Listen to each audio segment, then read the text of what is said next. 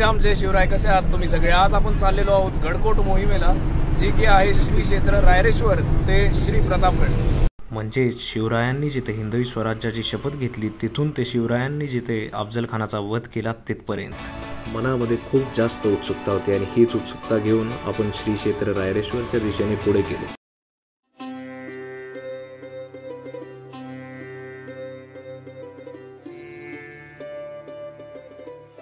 प्रत्येक धारकऱ्याच्या चेहऱ्यावरती एक वेगळीच उत्सुकता, आनंद आणि एक ऊर्जा दिसत होती की आता आपल्याला ही मोहीम फत्तेच करायची.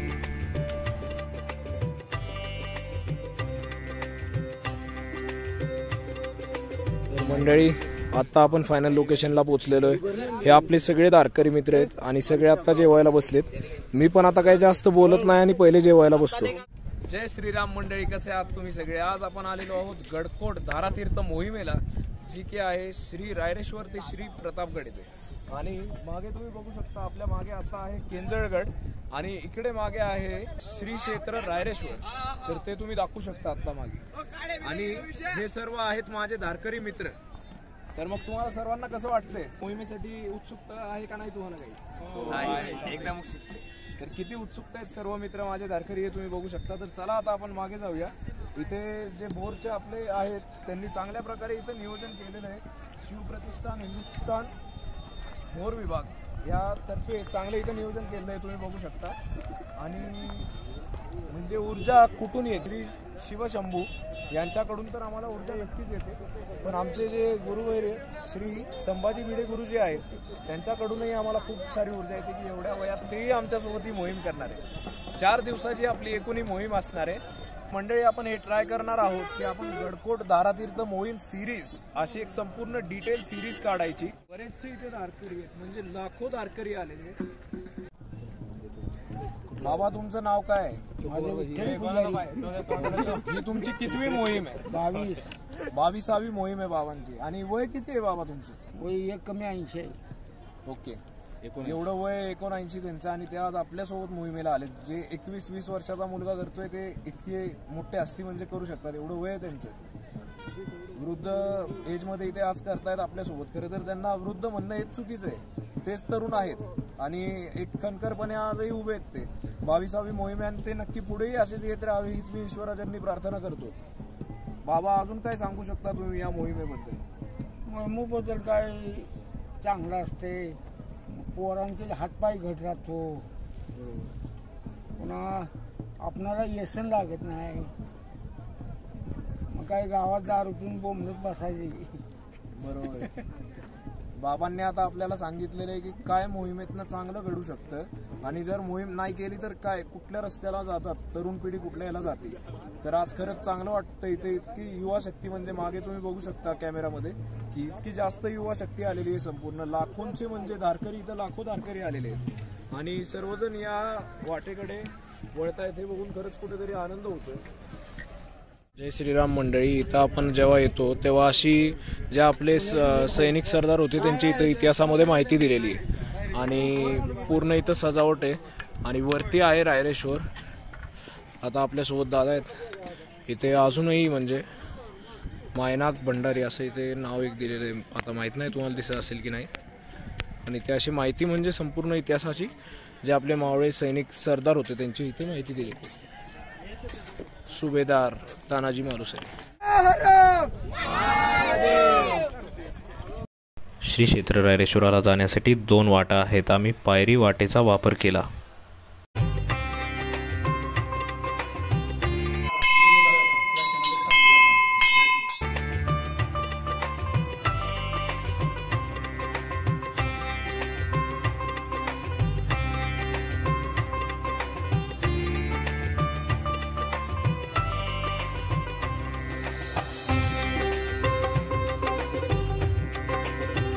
तीसरी बार मुझे बड़े गुरुजी ने आमंत्रित किया.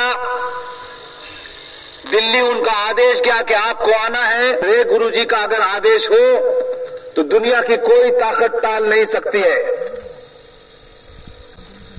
और आप जहां बैठे हैं ये कोई साधारण जगह नहीं है. ये सिर्फ एक किला नहीं है जिसे इतिहास में दर्ज कर दिया गया हो और बच्चों को बताया जाता हो। ये जगह महेश्वर किला, ये वही जगह है जहां छत्रपति महाराज शिवाजी ने मात्र 14 साल की उम्र में हिंदवी स्वराज की बात कही, यहां उन्होंने शपथ दिलाई थी।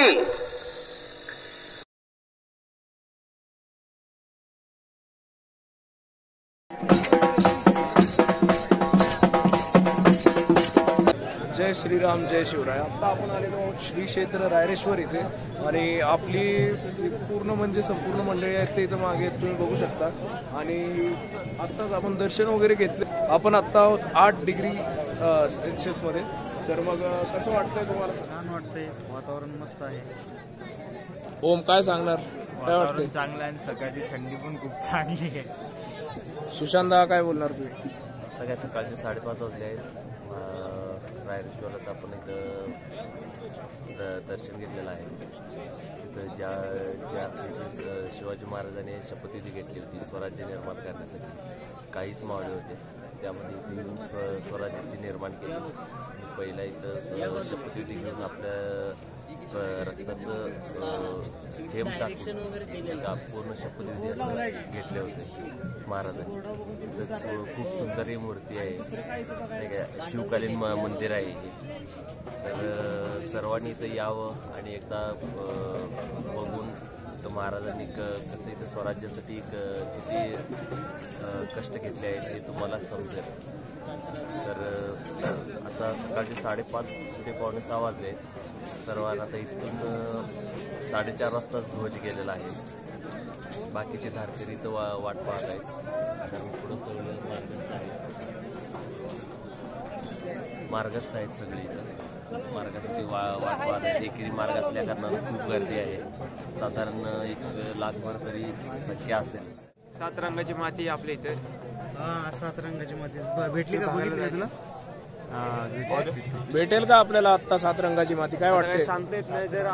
जर उजेडलं आपल्याला जाताना तर सांगता येत नाही आपल्याला काय. तर मित्रांनो, हे आहे श्री क्षेत्र रायरेश्वर आणि हा आहे या देवस्थानाचा बाह्य परिसर. हो, ही तीच भूमी आहे जिथे छत्रपती शिवाजी महाराजांनी हिंदवी स्वराज्याची शपथ घेतली.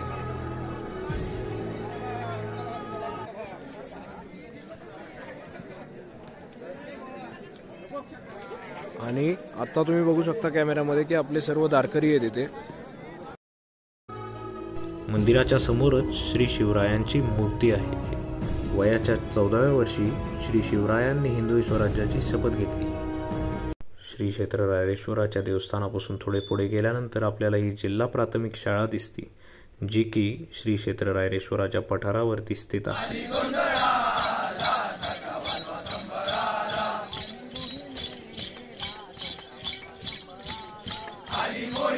लहानपणी शाळेत असताना हा फोटो पाहिला होता, पण आज तो प्रत्यक्षात बघण्याचा योग आला.